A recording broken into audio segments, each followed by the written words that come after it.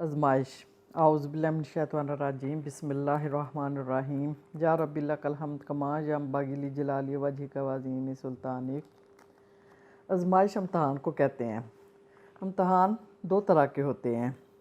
एक दुनियावी ज़िंदगी में कामयाबी हासिल करने के लिए इम्तहान देना, ये किसी की काबिलियत, लियाकत और सलाहियत जांचने के लिए होता है। जैसे कि एक तालिब इल्म इम्तहान में कामयाबी के बाद ही अगली क्लास में प्रमोट होता है, और एक डॉक्टर या इंजीनियर वो भी इम्तहान पास करने के बाद ही जॉब या काम कर सकता है।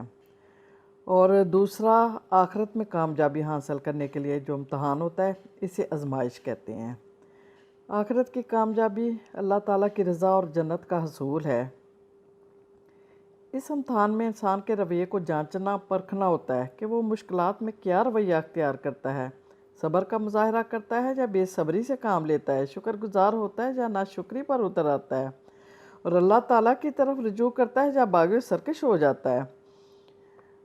इंसान की आजमाइश दोनों तरीक़ों से होती है, खुशी देकर या गमी देकर, इसी तरह शफा देकर या बीमारी देकर, कामयाबी या नाकामी देकर, फिर आसानियाँ या मुश्किलात पैदा करके, फिर माल की फरावानी या माल की कमी से इंसान आजमाया जाता है। अल्लाह ताला अलीम व ख़बीर है। वो इंसान को आजमाइश में डालकर दरअसल इंसानों के लिए हुज्जत कायम करना चाहता है कि उसने सब्र शुक्र आजिज़ का रवैया अपनाकर रज़ाए इलाही हासिल की और अपने आप को जन्नत का हकदार ठहराए, या जहाँ सुख ही सुख, राहत ही राहत और नेमतें ही नेमतें हैं, या फिर बेसब्री, नाशुक्र और गिले शिकवे, औफ गाँ का रवैया अपनाकर अल्लाह ताला की नाराज़गी मोल ली और अपने आप को दोज़ख का हकदार ठहरा लिया, जहाँ तकलीफ़ ही तकलीफ़, अज़ाब ही अज़ाब है।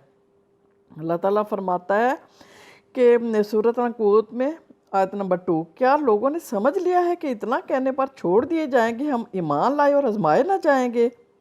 और सूरत बकरा में 214 आयत में पूछता है कि ए मुसलमानों, तुमने क्या समझ रखा है कि जन्नत में यूं ही चले जाओगे। अल्लाह ताला ने कुरान पाक में आजमाइश के मकसद और किन किन ज़रियों से अल्लाह ताला इंसानों को आजमाता है वो वाज़िया कर दिया हुआ है। सूरत अल मुल्क में अल्लाह ताला फरमाता है कि अल्लाज़ी खलक़ल मौत वल हयात लियब्लुवकुम अय्युकुम अहसनु अमला, यानी अल्लाह ताला वो ज़ात है जिसने मौत और ज़िंदगी दी ताकि तुम्हारी आजमाइश करे कि तुम में से कौन अच्छे अमल करने वाला है। यानी ज़िंदगी देने का मकसद ही आजमाइश है।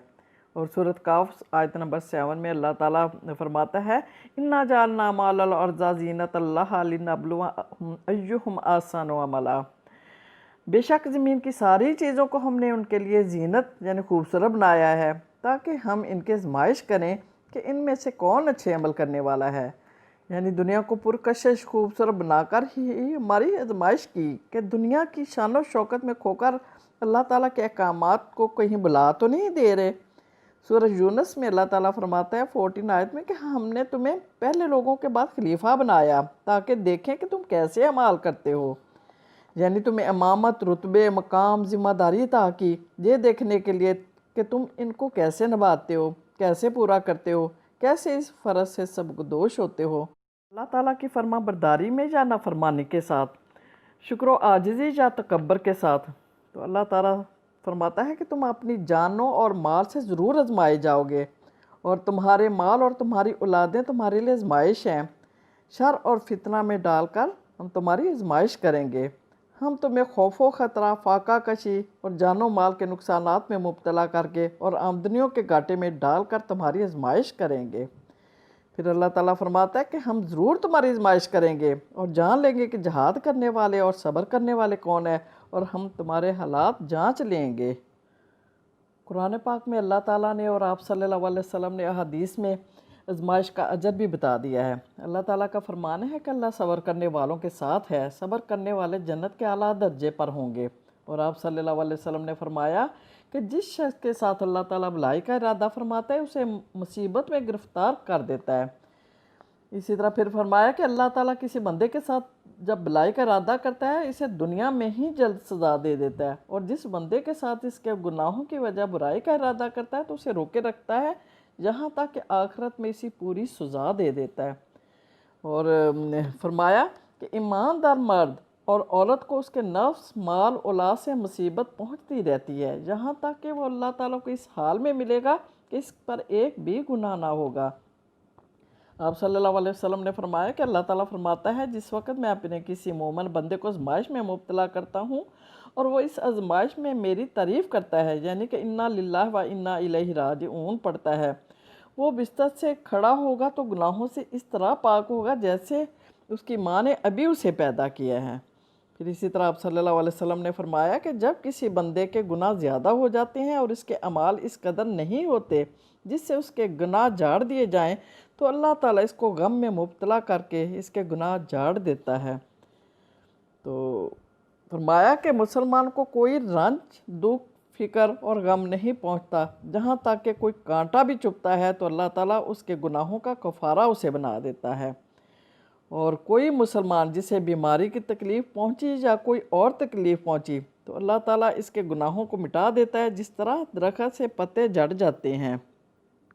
حدیث میں ہی ہے کہ اللہ تعالیٰ فرماتا ہے، بخار میری آگ ہے، میں اس کو مومن بندے پر مسلط کرتا ہوں تاکہ قیامت کے دن دوزخ کی آگ کا بدلہ بن سکے۔ آپ صلی اللہ علیہ وسلم نے فرمایا کہ بخار کو گالی نہ دو، اس لیے کہ بخار بنی آدم کے گناہ کو دور کر دیتا ہے جیسے بٹی لوہے کی میل کو دور کرتی ہے۔ حدیث میں ہے، اللہ تعالیٰ فرماتا ہے، جس وقت میں کسی بندے کو اس کی دو محبوب چیزوں یعنی کہ دو آنکھوں سے آزماتا ہوں اور وہ اس پر صبر کرتا ہے تو اس کے بدلے میں اسے جنت دوں گا۔ آپ صلی اللہ علیہ وسلم نے فرمایا کہ اللہ تعالیٰ کے ہاں ایک ایسا درجہ ہوتا ہے جہاں تک انسان اپنے اعمال کے ساتھ نہیں پہنچ سکتا، تو اللہ تعالیٰ اس کو اس کے بدن یعنی کہ بیماری یا مال کے نقصان یا اولاد کو مصیبت میں ڈال دیتا ہے، پھر اسے صبر کی توفیق دیتا ہے، یہاں تک کہ اسے اس مرتبہ تک پہنچا دیتا ہے جو اللہ تعالیٰ نے اس کے لیے مقدر کیا ہوتا ہے۔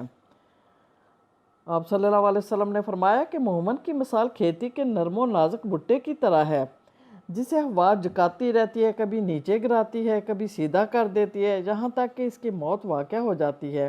اور فرمایا کہ دنیا مومن کے لیے قید خانہ ہے، اور فرمایا کہ مومن کا معاملہ عجب ہے، اس کے لیے دونوں معاملوں میں خیر ہے، تکلیف میں صبر کرتا ہے اور خوشی میں شکر گزار ہوتا ہے۔ ایک دفعہ آپ صلی اللہ علیہ وسلم کے زمانے میں ایک شخص اچانک فوت ہو گیا۔ کسی نے کہا کہ کیسی مبارک موت ہے، کسی مرض میں مبتلا نہ ہوا، تو آپ صلی اللہ علیہ وسلم نے فرمایا، تجھے کیا خبر، اگر اللہ تعالیٰ اسے بیماری میں مبتلا کرتا تو اس کی برائیاں یعنی اس کے گناہ اسے دور فرما دیتا۔ سورۃ البقرہ میں اللہ تعالیٰ فرماتا ہے کہ ایک چیز تمہیں ناگوار گزرتی ہے، ہو سکتا ہے اس میں تمہارے لیے خیر ہو، اور یہ کہ اللہ تعالیٰ کسی نفس کو اس کی طاقت سے بڑھ کر تکلیف نہیں دیتا۔ جنت تو کانٹوں سے گری ہوئی ہے، یعنی کہ تکلیفوں، پریشانیوں، مشکلاتوں سے گزر کر ہی جنت ملتی ہے۔ سورۃ الروم آیت نمبر 36 میں اللہ تعالیٰ فرماتا ہے کہ جب ہم لوگوں کو رحمت کا مزہ چکھاتے ہیں تو وہ اس پر پھول جاتے ہیں، اور جب ان اپنے کرتوتوں سے ان پر کوئی مصیبت آتی ہے تو وہ یکا یک مایوس ہو جاتے ہیں۔ پھر 41 نمبر آیت میں اللہ تعالیٰ فرماتا ہے کہ خشکی اور تری میں فساد برپا ہو گیا لوگوں کے اپنے ہاتھوں کی کمائی سے، تاکہ مزہ چکھائیں ان کو ان کے بعض اعمال کا کہ شاید وہ باز آ جائیں۔ ترمذی کی حدیث میں آپ صلی اللہ علیہ وسلم نے فرمایا کہ تم کو جو مصیبت پہنچتی ہے وہ اس وجہ سے جو تمہارے ہاتھوں نے آگے بھیجا، اور بہت سے گناہ تو اللہ تعالیٰ ویسے ہی معاف فرما دیتا ہے۔ اسی طرح ایک اور حدیث میں فرمایا کہ فحاشی اور زنا عام ہو جائے تو وہ بائی مرض پھیلتے ہیں۔ ان فرمان سے ثابت ہوتا ہے کہ انسان کو صرف آزمائش ہی نہیں بلکہ اللہ تعالیٰ کے عذاب سے بھی دوچار ہونا پڑتا ہے، جس کی وجہ اس کے برے اعمال ہیں، جبکہ آزمائش نیک اور بد دونوں پر آتی ہے۔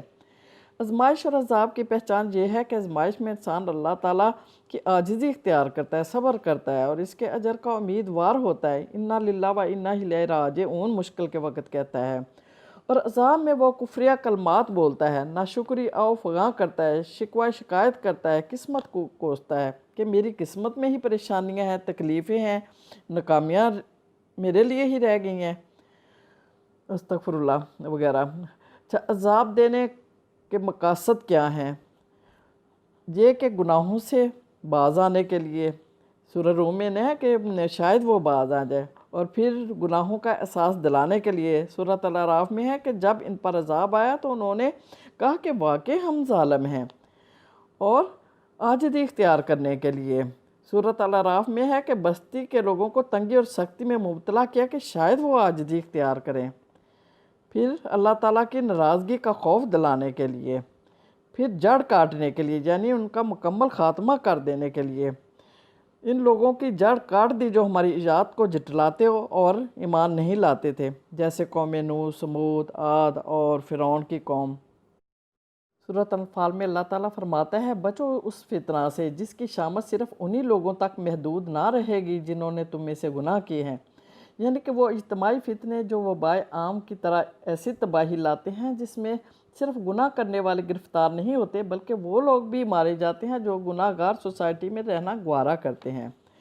پھر اللہ تعالیٰ فرما رہا ہے کہ اللہ کا قانون یہ نہیں کہ لوگ استغفار کر رہے ہوں اور وہ ان کو عذاب دے، یعنی عذاب سے بچنے کے لیے ہمیں زیادہ سے زیادہ استغفار کرتے رہنا چاہیے۔